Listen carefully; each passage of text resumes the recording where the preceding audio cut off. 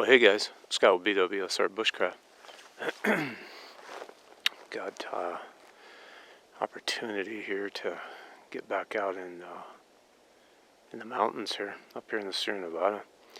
It's the first week of November, and it's really dry. Really dry. No rain, no snow yet. This whole year it's just been super dry. Back here, quite a ways, 4 miles or something, I don't know.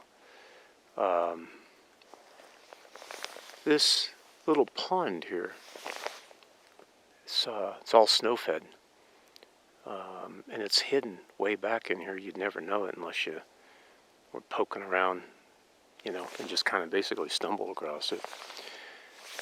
You could see it's all brown.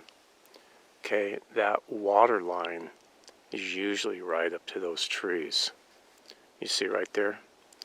And literally the water's, for the most part, it's all the way up there, and you cannot walk around it.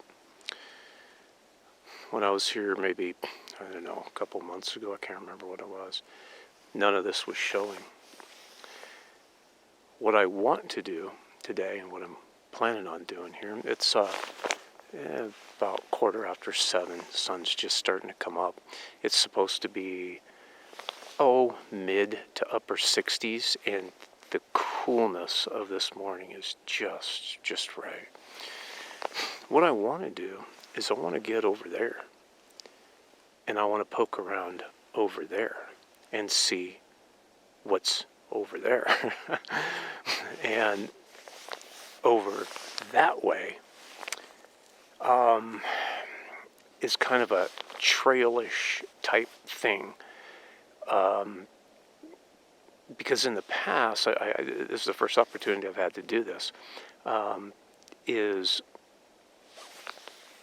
I wanted to get over here, but the water was too high, and it's just so thick back over to the left of me that I'd have to walk completely around for like a half a mile.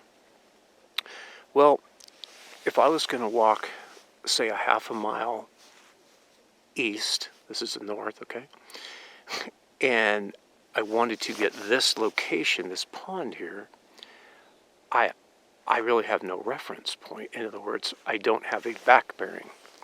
So what I'm going to do is I've already drawn out a little map, and we're going to go through this on how you can kind of create a back bearing for yourself in a place that you want to get to explore, and have a means by which to get some direction. Now, in previous videos I've done on basic land navigation out here, it's just bushcraft navigation, really. You want to get landmarks. So one of the first landmarks that I'm seeing right where I'm standing is those two little pimples up there, okay? And so I am going to take the map. Oh, here, let's do this.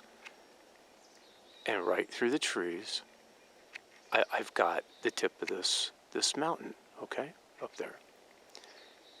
Now, if I keep going west, there's going to be another one, okay? And these are really good points because, in essence, see, they're bare. There's not like, here, let me show you. You could use this, but it's as a peak up there, okay? But it's just covered in trees and brush.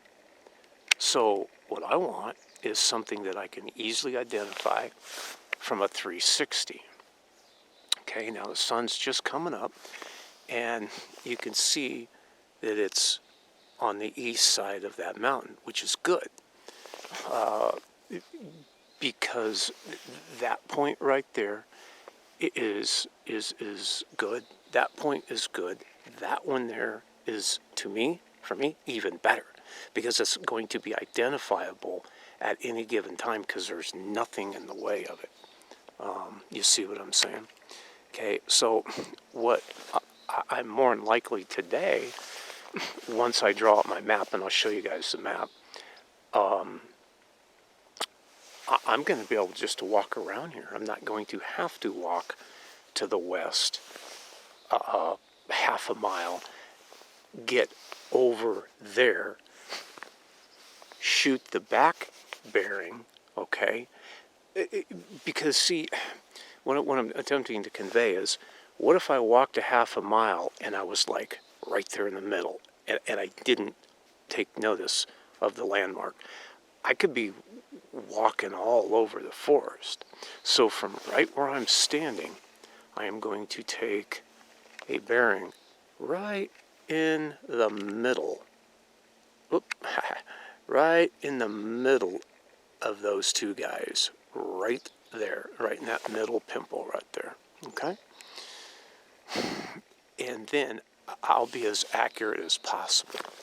So, at any rate, this is something I've been wanting to do for a while. Just kind of throw it in the series of basically, wilderness navigation. You're out in the bush. You got to learn to draw your own maps, guys. You've got to pay attention to landmarks, where the sun is, at